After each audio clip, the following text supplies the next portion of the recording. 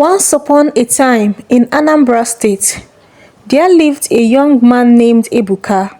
He was tall, handsome, and intelligent. When his father passed away, he inherited great wealth, lands, businesses, and houses. Everyone in the village respected him. But despite his riches, Ebuka was humble and kind. He believed in love and wanted a good wife to share his life with. One day, he met Naomi, a beautiful woman with a charming smile. She was elegant, confident, and knew how to win hearts. Ebuka fell deeply in love. He believed he had found the perfect wife. But love can be blind. The wedding was grand. People from far and near came to celebrate. Naomi looked like a queen in her expensive dress. Ebuka spared no expense to make her happy. His mother, Mama Jike, watched in silence. She had her doubts about Naomi. "My son, do you know this woman well?" she said. Ebuka laughed. "Mama, don't worry. Naomi is my heart." Mama Jike sighed.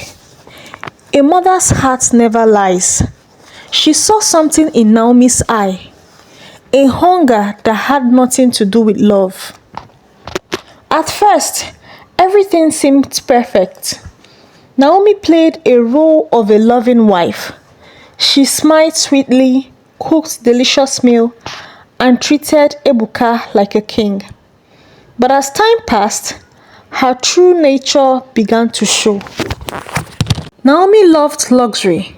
She spent money recklessly, buying jewelries, designer clothes, and expensive wigs. She hosted wide parties, invited friends who only wanted to enjoy Ebuka's wealth. Ebuka noticed but said nothing. He believed love meant making sacrifices. But deep inside, a seed of doubt was growing. Something was not right. Ebuka traveled often for business. Each time he left, Naomi's face lighted up, not with sadness, but excitement. John, their domestic staff, was a strong, good-looking man. He was always around, always helping Naomi. He carried heavy bags, fixed things around the house, and sometimes Naomi called him for things that weren't necessary.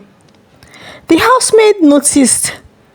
"Madam and John are too close," they whispered. Ebuka was blind to the truth, but words have ears, and secrets don't stay buried forever. Naomi's heart raced whenever she saw John. At first, it was harmless, a little admiration, a little fun. But soon, admiration turned into something dangerous. One evening, as John lifted a heavy table, his muzzle flexed. Naomi bit her lips. She knew it was wrong, but she couldn't help herself. "John," she called softly. "Yes, madam." Their eyes met. At that moment, a line was crossed. The housemaid saw it. The security guard noticed. Even the neighbors began to talk. Naomi and John were getting too close. At first, it was stolen glances, then soft laugh, then unnecessary excuses to be alone together. "Madam, do you need anything?" John would ask. Naomi's lips curled into a slow smile. "Yes, John, I need you." The affair had begun, and the walls were watching. One day, Chike, Ebuka's best friend, pulled him aside. "Ebuka, be careful," he warned.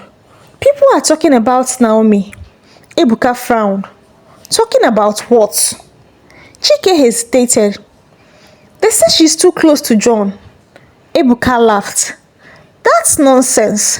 But that night, as he lay beside his wife, something felt different. Naomi was distant.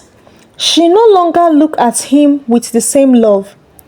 Ebuka's heart whispered, what if the rumor are true? Naomi thought she was careful. She locked the doors. She whispered, but secrets have a way of escaping. One night, when she thought Ebuka was away, she sneaked into the guest room. John was waiting. Are you sure? He asked nervously. Naomi placed a finger on his lips. Don't think, just hold me. Outside, the housemaid Amaka covered her mouth in shock. Tomorrow, the whole house would know. The next morning, Amaka couldn't keep the secret. She whispered to another maid, who whispered to the driver, who told the security guard. By afternoon, the news reached Chike. By evening, it reached Ebuka. At first, he refused to believe it. Lies, he muttered. It's all lies. But something inside him snaps. That night, he made a plan. He would catch them himself. Ebuka pretended to travel. Naomi smiled as he left, thinking she was free for the night. But Ebuka returned. Quietly, he walked into the house. Then he heard it. Soft laughter. A voice that was not his. His heart pounded as he pushed open the door. And there, under his own roof, he saw the truth. Naomi in John's arms. For a moment, the world stopped. Ebuka felt a sharp pain in his chest. His hands trembled. His eyes burned into rage. Naomi gasped. Ebuka, it's not what it looks like. But her voice faded. There was no excuse for betrayal. John fell to his knees. Oga, please forgive me. Ebuka's fist clenched. He wanted to strike, to destroy, to scream. But instead, he turned and walked away. His heart has already shattered. Ebuka was silent for days. Naomi begged. John disappeared. But there was nothing left to say. Get out of my house, Ebuka finally said. His voice was calm, but deadly. Naomi's eye widened. You can't do this. Ebuka stared with cold. Watch me. And with that, Naomi's life of luxury ended. She was thrown into the streets. The queen has fallen. Naomi thought she could survive. She thought another rich man would come. But word spread fast. No one wanted a woman who betrayed her husband. One by one, her fake friends abandoned her. One day, she saw John in the market. He laughed in her face. I got what I wanted, he said. And now you are nothing. Tears filled Naomi's eyes. She had lost everything. Meanwhile, Ebuka found peace in Adora, a humble school teacher. She didn't care about money. She cared about him. For the first time, Ebuka felt love without greed. One day, he looked into her kind eyes and said, Will you be my wife? And with a simple smile, Adora said, yes. Ebuka had finally found true love. Ebuka tried to move on, but some nights, the memories of Naomi haunted him. He would wake up in a cold sweat, remembering the betrayal. Adora noticed. Ebuka, you are still hurting, she said gently. I loved her, he admitted, and she destroyed me. Adora held his hands. Love doesn't destroy, Ebuka. Naomi was never love. She was greed in disguise. Her words touched his heart. But was he truly ready to love again? Naomi was desperate.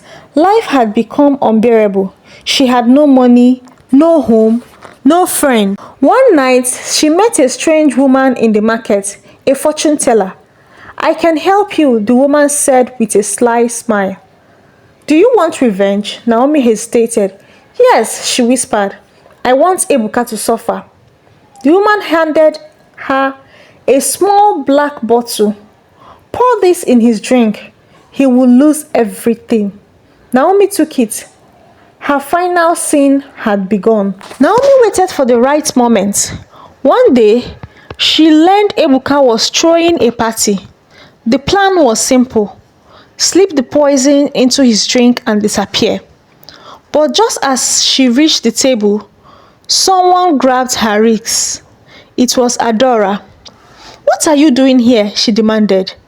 Naomi panicked and dropped the bottle. The liquid spilled on the floor, sizzling like acid. Gasps filled the room. She had been caught. Ebuka stepped forward, his face unreadable. "What have you done, Naomi?" Naomi fell to her knees. "I just wanted you to suffer the way I suffered." The police were called. The evidence was clear. Naomi was arrested. As they took her away, she screamed, "Ebuka, I loved you." But Ebuka only shook his head. Love without loyalty is nothing. Naomi disappeared in the darkness. Months later, Ebuka and Adora got married. It was a simple wedding, filled with real love, not money, not greed. As they danced under the moonlight, Ebuka whispered, "I finally understand. Love is not about wealth. It's about trust." Adora smiled. "And now you have both." Ebuka held her close and has lost once, but now he has won. And this time, it was forever.